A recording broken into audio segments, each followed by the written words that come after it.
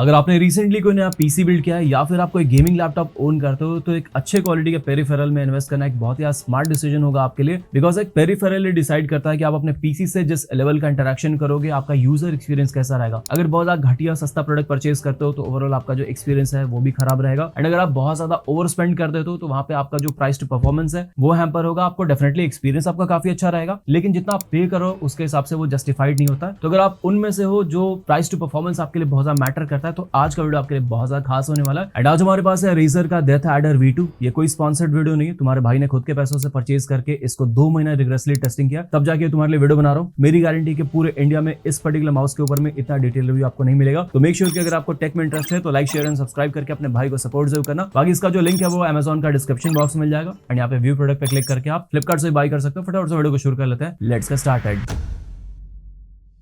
शुरुआत करते हैं अनबॉक्सिंग से। तो पूरे बबल रैप में ये प्रोडक्ट मेरे पास रिसीव हुआ था, एंड पैकेजिंग की क्वालिटी आप देख सकते हो कहीं से भी डैमेज नहीं हुआ। तो आपको पूरा सेफ एंड साउंड आपको अच्छे तरीके से पैकेजिंग करके ब्रांड भेजता है। एंड डब्बा देख सकते हो बहुत ज्यादा खूबसूरत, आपको लिटरली फेंकने का मन नहीं करेगा। ओपन करोगे तो अंदर में आपको रेजर के कुछ स्टिकर्स मिल जाते हैं। मैं खुद इवन अपने वॉलेट पर चिपका के घूम रहा हूँ। एक आपको मिल जाएगा यूजर मैनुअल, इसके अलावा आपको मिल जाता है माउस। इसके अंदर में एनर्जाइजर की बैटरी लगी हुई है जिसकी बैटरी लाइफ बहुत जबरदस्त होती है, एंड साथ में ये काफी ज्यादा अल्ट्रा ड्यूरेबल भी रहता है। इवन दो आप इसको ऐसे लगा के महीनों महीनों तक छोड़ दोगे, शेल्फ लाइफ इसकी काफी अच्छी रहती है। एंड एक आपको यूएसबी डोंगल मिल जाता है जिसकी मदद से आप अपने 2.4 गीगाहर्ट्ज पे अपने पीसी एंड लैपटॉप में कनेक्ट करके इसको सीमलेसली यूज कर पाओगे।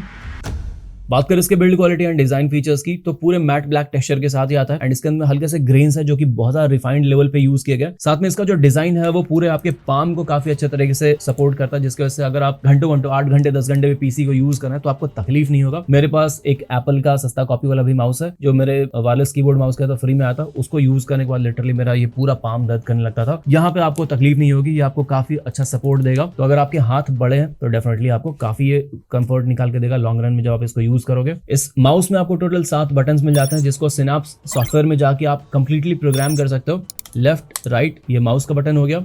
यहाँ पे आपको डीपीआई कंट्रोल करने के लिए बटन मिल जाते हैं 2, एंड फॉरवर्ड बैकवर्ड के लिए बाय डिफॉल्ट मिल जाता है। आप चाहो तो आप जो भी यूज करना चाहते हो, अगर आप एडिटर हो तो आप अपने हिसाब से यहाँ पे शॉर्टकट्स वगैरह डाल सकते हो। एंड अगर आपको गेमिंग करना है तो आपको बहुत सारे कीज वगैरह की जरूरत पड़ती है जहाँ पे आपको कीबोर्ड वगैरह में ज्यादा टाइम लग जाता है, यहाँ पे आप डायरेक्टली यहीं से कंट्रोल कर सकते हो। तो आपको प्रोडक्टिविटी डेफिनेटली आपका काफी ज्यादा इंप्रूव कर देगा, स्पेशली अगर आप कोई 500-700 रुपए के माउस से अभी अगर आप इस पे अपग्रेड करने वाले हो तो लिटरली आपको जो डिफरेंस है वो जमीन आसमान का फर्क समझ में आएगा। स्क्रोल व्हील के ठीक नीचे में यहाँ पे आपको एक RGB LED इंडिकेटर मिल जाता है जो अलग अलग सिनेरियो के हिसाब से अपने कलर्स को भी चेंज करता है ताकि आपको गेस वर्क ना करना पड़े, स्पेशली जब आप डीपीआई को बढ़ाओगे घटाओगे तो ये कलर्स को भी उसी हिसाब से चेंज करता है। यहाँ पे आपको एक टॉगल स्विच मिल जाता है, सेंटर में ये ऑफ कंडीशन में रहेगा। नीचे की तरफ क्लिक कर दोगे तो 2.4 गीगाहर्ट्ज वाले डोंगल से अगर आप कनेक्टेड हो यहाँ पे स्विच कर जाएगा, एंड यहाँ पे आपको सबसे बेस्ट स्मूथ एक्सपीरियंस निकल के आता है। बाकी अगर आप मैकबुक पे इसको कनेक्ट करना चाहते हो तो यहाँ से ऊपर की तरफ स्विच कर सकते हो। टैबलेट, एंड्रॉइड एंड आईफोन यहाँ पे भी आप इसको कनेक्ट करके यूज कर सकते हो। तो ब्लूटूथ जिस डिवाइस में आप सब जगह पे इसको यूज कर पाओगे। ब्रांड को डेफिनेटली अभी ब्लूटूथ वर्जन थोड़ा अपग्रेड करना चाहिए, 5.6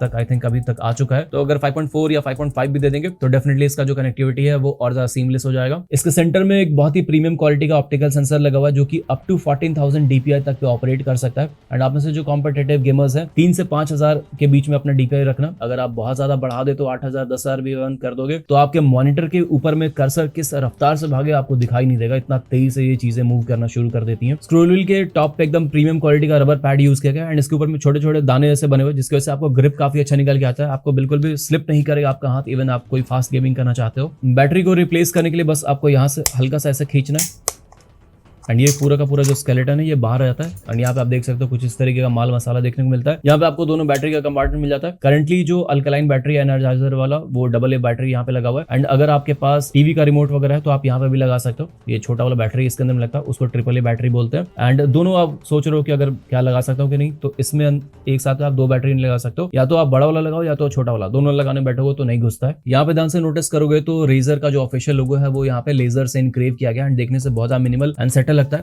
एंड आपको थोड़े से मैच्योर डेस्क सेटअप बिल्ड करना ज्यादा पसंद है, आपको पीसी में ज्यादा छपरी एलिमेंट्स नहीं पसंद आते हैं, देन ये माउस आपके डेस्क पे बहुत ज्यादा खूबसूरत लगेगा। इसका जो पाम सेक्शन वाला एरिया देख रहे हो जहाँ पे आपका हाथ यहाँ पे इस तरीके से रहने वाला है, तो अगर आप बहुत ज्यादा प्रेशर लगा के भी इसको ऑपरेट करने की कोशिश करोगे कहीं पे भी आपको यहाँ पे फ्लेक्सिंग नोटिस नहीं होगा, तो आपका एक्सपीरियंस काफी अच्छा रहेगा कितने भी एडवर्स कंडीशन में आप इसको यूज करते हो। इसके अंदर मैकेनिकल स्विचेस का यूज किया गया जिसकी वजह से आपको टैक्टाइल फीडबैक काफी अच्छा निकल के आता है। एंड ये रहा इसका sound sample.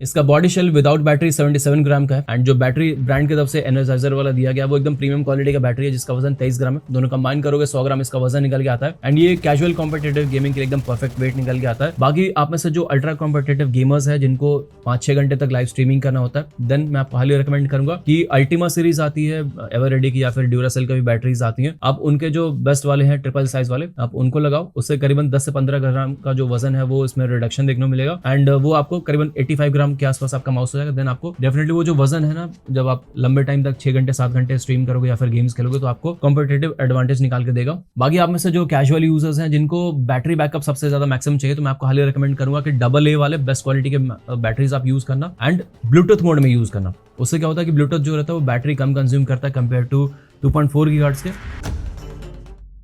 Shape and comfort की बात करें तो क्लॉ एंड पाम दोनों टाइप के यूजर्स इसको बहुत ही कंफर्टेबली यूज कर सकते हैं। आपको ग्रिपिंग में किसी भी तरीके का इशू नहीं आएगा। यहाँ पे आप नोटिस कर सकते हो बटन्स जो है कहीं से भी इंटरफेरेंस नहीं करा है, बहुत ही अच्छा खासा यहाँ पे गैप मिल जाता है एंड अगर आप क्लॉ यूजर हो तो यहाँ पे भी आपको किसी भी तरीके का ग्रैबिंग में इशू नहीं आएगा। इसका जो डिजाइन एर्गोनॉमिक्स है वो राइट हैंडर यूजर्स के लिए डिजाइन किया गया है। ये एम्बीडेक्स्ट्रस डिजाइन है तो अगर आप लेफ्टी हो तो आप इसको अवॉइड करना।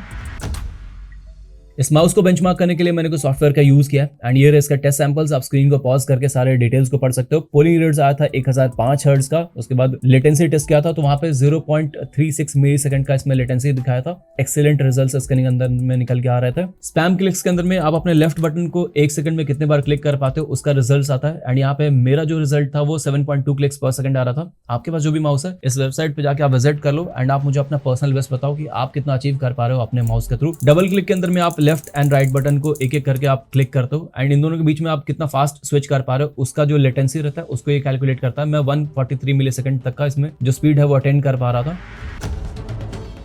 अगर कंपेयर करें ब्लूटूथ को 2.4 गीगाहर्ट्ज के डोंगल से जिसको रेजर हाइपर स्पीड नाम से बुलाता है तो सबसे पहला इनपुट लैग जो है वो ब्लूटूथ में आपको बहुत ही ज्यादा एविडेंटली नोटिस होता है। स्पेशली अगर आप कैजुअल यूजर हो तो आपको उतना फर्क नहीं पड़ेगा, लेकिन अगर आप 1-2 महीने 2.4 गीगाहर्ट्ज को यूज करके जब आप ब्लूटूथ मोड में स्विच करोगे आपको लिटरली जो डिले है वो आपको नोटिस होने लगेगा कि जो कर्सर है जो माउस है वो ढंग से रिस्पॉन्स नहीं कर रहा, थोड़ा सा फंस के चल रहा है एंड आप क्लिक करते हो थोड़ा सा लेट रिस्पॉन्स करेगा। ऑन द अदर हैंड जो 2.4 गीगाहर्ट्ज रहता है वो आपको बहुत ही सीमलेस एक्सपीरियंस निकाल के देता है। लिटरली आपको मजा आएगा, ऐसा लगेगा कि गर्म चाकू आप मक्खन पे चला रहे हो, इतना स्मूथ एक्सपीरियंस आपको इसमें देखने को मिलता है। रेंज की बात करें तो जो ब्लूटूथ है वो 15 से 20 फीट ओपन एरिया में अगर आप इसको यूज करो तो निकाल के देगा। ऑन दी अदर हैंड जो 2.4 गीगाहर्ट्ज है वो 45 से 50 फीट तक का रेंज निकाल के दे सकता है। अगर आपने अपने पीसी या लैपटॉप में इसको कनेक्ट करके रखा था उसके बाद जब भी आप इसको कनेक्ट भी करोगे ना तो समटाइम्स ऐसा होता है कि आपको सेटिंग्स में जाके ब्लूटूथ के वहां पे आपको इसको मैनुअली सर्च करके कनेक्ट करना पड़ता है तब जाके कनेक्ट होता है। ऑटोमेटिकली फास्ट नहीं होता, कभी कभी होता है कभी कभी नहीं होता है। ऑन दी अदर हैंड अगर आप डायरेक्टली इसको 2.4 गीगाहर्ट्ज में कनेक्ट करोगे, डोंगल आपका ऑलरेडी आपके पीसी या फिर लैपटॉप में कनेक्टेड है, इंस्टेंट कनेक्शन होता है, आपको बिल्कुल भी आपको टाइम नहीं लगेगा। यहाँ से बस बटन क्लिक हुआ उधर आपका कनेक्टिविटी एस्टैब्लिश हुआ, इतना फास्ट होता है।